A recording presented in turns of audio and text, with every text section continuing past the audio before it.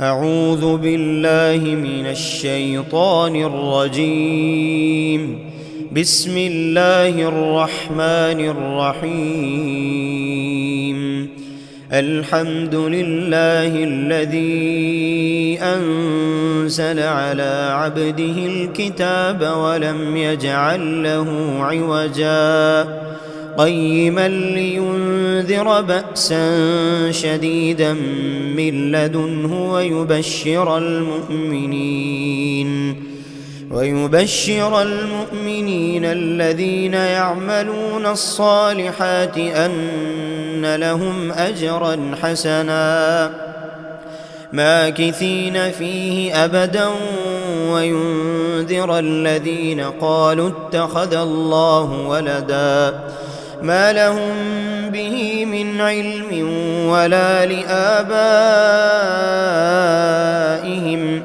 كبرت كلمة تخرج من أفواههم إن يقولون إلا كذبا فلعلك باخع نفسك على آثارهم إن لم يؤمنوا بهذا الحديث أسفا إنا جعلنا ما على الأرض زينة لها لنبلوهم أيهم أحسن عملا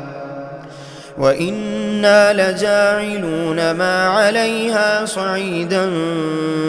جرزا أم حسبت أن أصحاب الكهف والرقيم كانوا من آياتنا عجبا إذ أوى الفتية إلى الكهف فقالوا ربنا آتنا من لدنك رحمة وهيئ لنا من أمرنا رشدا فضربنا على آذانهم في الكهف سنين عددا ثم بعثناهم لنعلم أي الحزبين أحصى لما لبثوا أمدا نحن نقص عليك نبأهم بالحق إنهم فتية آمنوا بربهم وزدناهم هدى وربطنا على قلوبهم إذ قاموا فقالوا ربنا رب السماوات والأرض لن ندعو من دونه إلها لقد قلنا إذا شططا هؤلاء قومنا اتخذوا من دونه آلهة لولا يأتون عليهم بسلطان بين فمن أظلم ممن افترى على الله كذبا وإذ اعتزلتموهم وما يعبدون إلا الله فأووا إلى الكهف ينشر لكم ربكم من رحمته ويهيئ لكم من أمركم مرفقا وترى الشمس إذا طلعت تزاور عن كهفهم ذات اليمين وإذا غربت تقرضهم ذات الشمال وهم في فجوة منه ذلك من آيات الله من يهد الله فهو المهتد ومن يضلل فلن تجد له وليا مرشدا وتحسبهم أيقاظا وهم رقود ونقلبهم ذات اليمين وذات الشمال وكلبهم باسط ذراعيه بالوصيد لو اطلعت عليهم لوليت منهم فرارا ولملئت منهم رعبا وكذلك بعثناهم ليتساءلوا بينهم قال قائل منهم كم لبثتم قالوا لبثنا يوما أو بعض يوم قالوا ربكم أعلم بما لبثتم فابعثوا أحدكم بورقكم هذه إلى المدينة فلينظر أيها أزكى طعاما فليأتكم برزق منه وليتلطف ولا يشعرن بكم أحدا إنهم إن يظهروا عليكم يرجموكم أو يعيدوكم في ملتهم ولن تفلحوا إذن أبدا وكذلك أعثرنا عليهم ليعلموا أن وعد الله حق وأن الساعة لا ريب فيها إذ يتنازعون بينهم أمرهم فقالوا ابنوا عليهم بنيانا ربهم أعلم بهم قال الذين غلبوا على أمرهم لنتخذن عليهم مسجدا سيقولون ثلاثة رابعهم كلبهم ويقولون خمسة سادسهم كلبهم رجما بالغيب ويقولون سبعة وثامنهم كلبهم قل ربي أعلم بعدتهم ما يعلمهم إلا قليل فلا تمار فيهم إلا مراء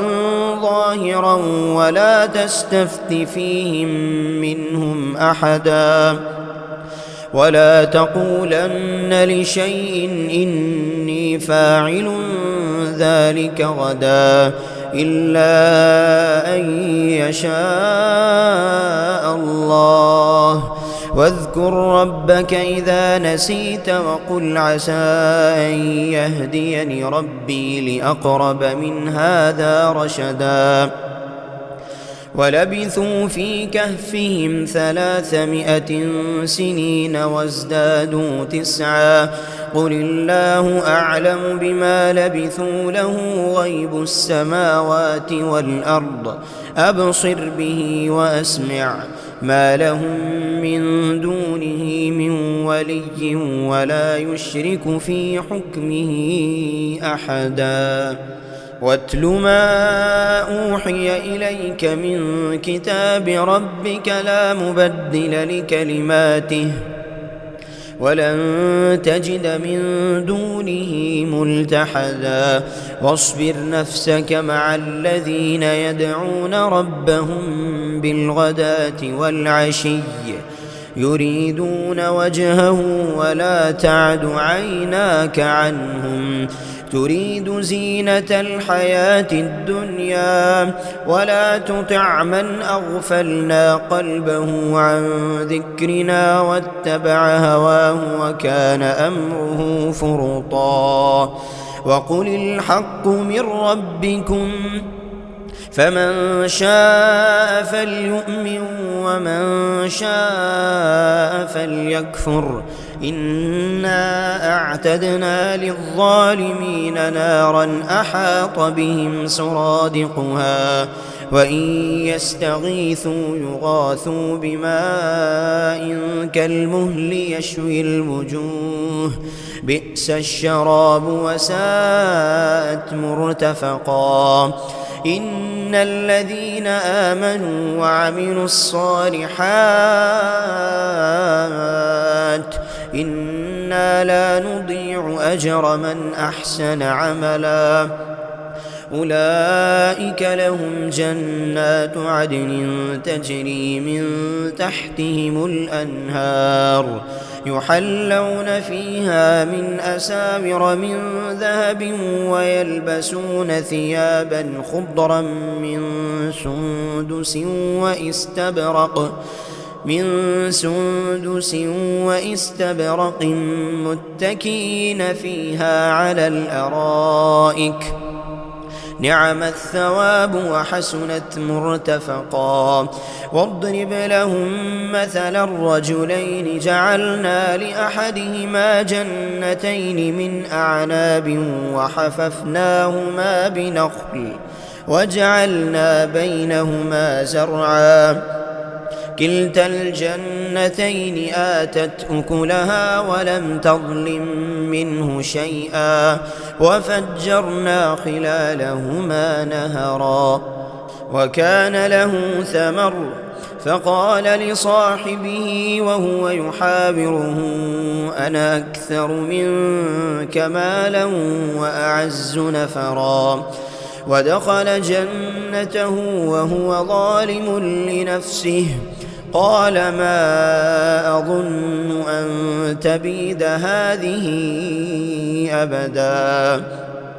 وما أظن الساعة قائمة ولئن رددت إلى ربي لأجدن خيرا منها منقلبا قال له صاحبه وهو يحاوره أكفرت بالذي خلقك من تراب ثم من نطفة ثم سواك رجلا لكن هو الله ربي ولا أشرك بربي أحدا ولولا إذ دخلت جنتك قلت ما شاء الله لا قوة إلا بالله إن ترني أنا أقل منك مالا وولدا فعسى ربي أن يؤتيني خيرا من جنتك ويرسل عليها حسبانا من السماء فتصبح صعيدا زلقا أو يصبح ماؤها غورا فلن تستطيع له طلبا وأحيط بثمره فأصبح يقلب كفيه على ما أنفق فيها وهي خاوية على عروشها ويقول يا ليتني لم أشرك بربي أحدا ولم تكن له فئة ينصرونه من دون الله وما كان منتصرا هنالك الولاية لله الحق هو خير ثوابا وخير عقبا واضرب لهم مثل الحياة الدنيا كماء أنزلناه من السماء فاختلط به نبات الأرض فأصبح هشيما تذروه الرياح وكان الله على كل شيء مقتدرا المال والبنون زينة الحياة الدنيا والباقيات الصالحات خير عند ربك ثوابا وخير أملا ويوم نسير الجبال وترى الأرض بارزة وحشرناهم فلم نغادر منهم أحدا وعرضوا على ربك صفا لقد جئتمونا كما خلقناكم أول مرة بل زعمتم أن لن نجعل لكم موعدا ووضع الكتاب فترى المجرمين مشفقين مما فيه ويقولون يا ويلتنا ما لهذا الكتاب لا يغادر صغيرة ولا كبيرة إلا أحصاها ووجدوا ما عملوا حاضرا ولا يظلم ربك أحدا وإذ قلنا للملائكة اسجدوا لآدم فسجدوا إلا إبليس كان من الجن ففسق عن أمر ربه أفتتخذونه وذريته أولياء من دوني وهم لكم عدو بئس للظالمين بدلا ما أشهدتهم خلق السماوات والأرض ولا خلق أنفسهم وما كنت متخذ المضلين عضدا ويوم يقول نادوا شركائي الذين زعمتم فدعوهم فلم يستجيبوا لهم وجعلنا بينهم موبقا ورأى المجرمون النار فظنوا أنهم مواقعوها ولم يجدوا عنها مصرفا ولقد صرفنا في هذا القرآن للناس من كل مثل وكان الإنسان أكثر شيء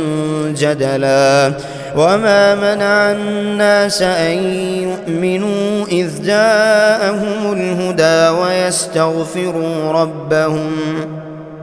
إلا أن تأتيهم سنة الأولين أو يأتيهم العذاب قبلا وما نرسل المرسلين إلا مبشرين ومنذرين ويجادل الذين كفروا بالباطل ليدحضوا به الحق واتخذوا آياتي وما أنذروا هزوا ومن أظلم ممن ذكر بآيات ربه فأعرض عنها ونسي ما قدمت يداه إنا جعلنا على قلوبهم أكنة أن يفقهوه وفي آذانهم وقرا وإن تدعهم إلى الهدى فلن يهتدوا إذن أبدا وربك الغفور ذو الرحمة لو يؤاخذهم بما كسبوا لعجل لهم العذاب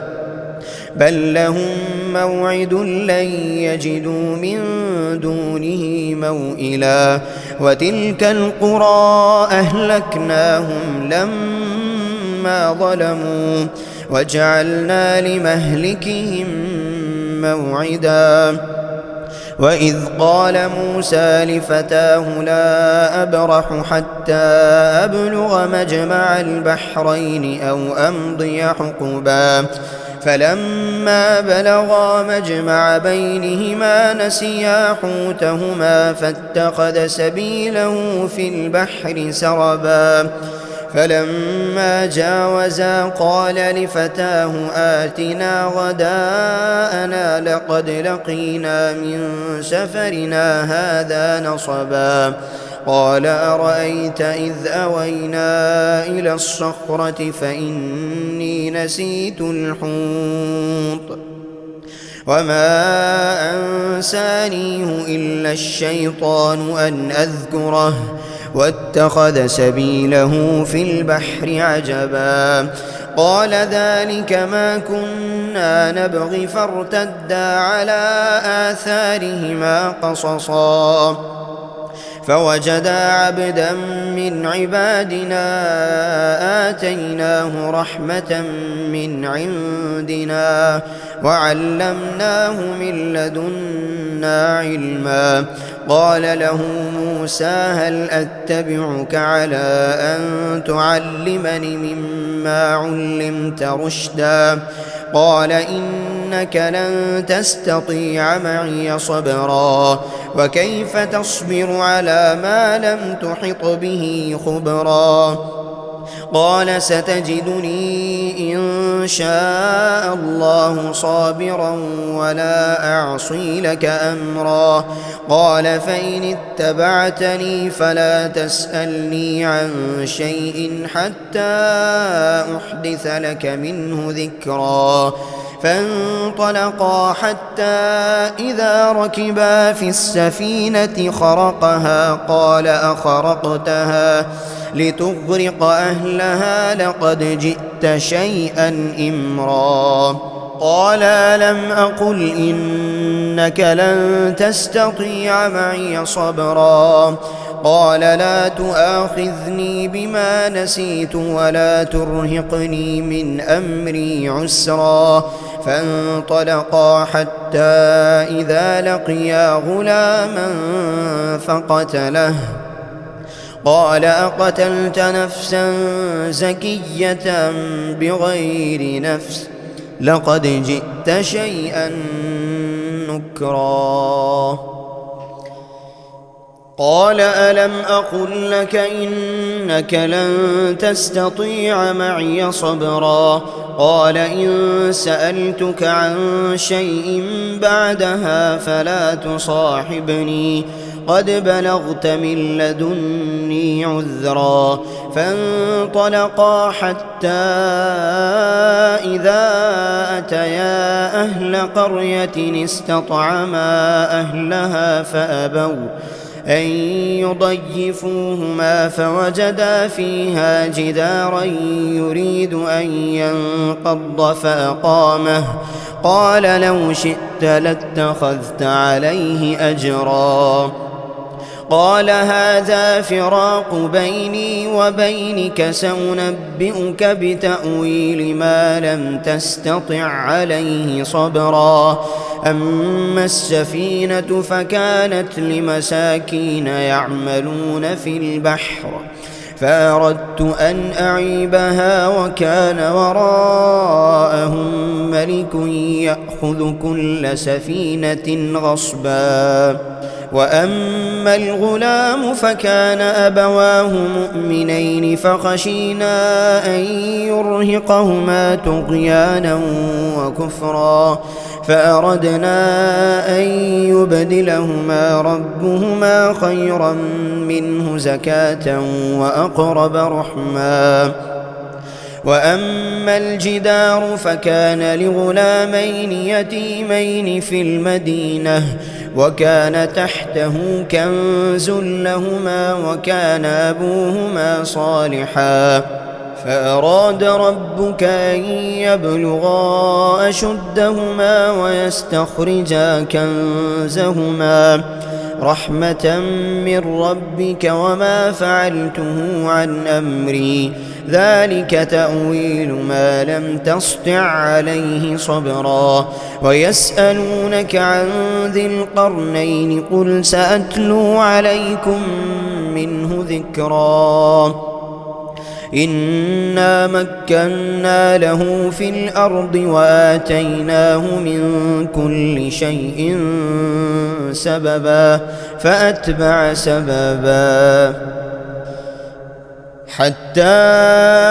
إذا بلغ مغرب الشمس وجدها تغرب في عين حمئة ووجد عندها قوما قلنا يا ذا القرنين إما أن تعذب وإما أن تتخذ فيهم حسنا قال أما من ظلم فسوف نعذبه ثم يرد إلى ربه فيعذبه عذابا نكرا وأما من آمن وعمل صالحا فله جزاء الحسنى وسنقول له من أمرنا يسرا ثم أتبع سببا حتى إذا بلغ مطلع الشمس وجدها تطلع على قوم لم نجعل لهم من دونها سترا كذلك وقد أحطنا بما لديه خبرا ثم أتبع سببا حتى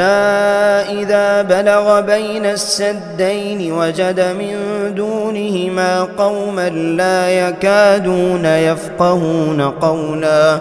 قالوا يا ذا القرنين إن يأجوج ومأجوج مفسدون في الأرض فهل نجعل لك خرجا على أن تجعل بيننا وبينهم سدا قال ما مكني فيه ربي خير فأعينوني بقوة أجعل بينكم وبينهم ردما آتوني زبر الحديد حتى إذا ساوى بين الصدفين قال انفخوا حتى إذا جعله نارا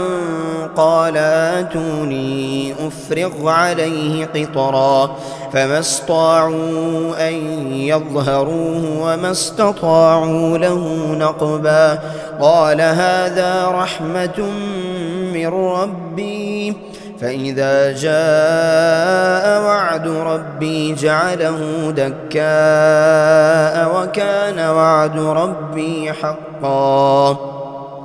وتركنا بعضهم يومئذ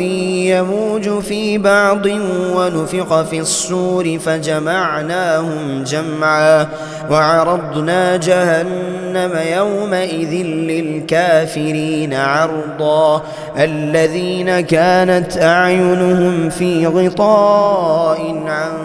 ذكري وكانوا لا يستطيعون سمعا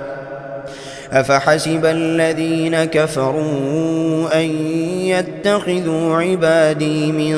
دوني أولياء إنا أعتدنا جهنم للكافرين نزلا قل هل ننبئكم بالأخسرين أعمالا الذين ضل سعيهم في الحياة الدنيا وهم يحسبون أنهم يحسنون صنعا أولئك الذين كفروا بآيات ربهم ولقائه فحبطت أعمالهم فلا نقيم لهم يوم القيامة وزنا ذلك جزاؤهم جهنم بما كفروا واتخذوا آياتي ورسلي هزوا إن الذين آمنوا وعملوا الصالحات كانت لهم جنات الفردوس نزلا خالدين فيها لا يبغون عنها حولا قل لو كان البحر مدادا لكلمات ربي لنفد البحر قبل أن تنفد كلمات ربي ولو جئنا بمثله مددا قل إنما أنا بشر مثلكم يوحى إلي أنما إلهكم إله واحد فمن كان يرجو لقاء ربه فليعمل عملا صالحا ولا يشرك بعبادة ربه أحدا.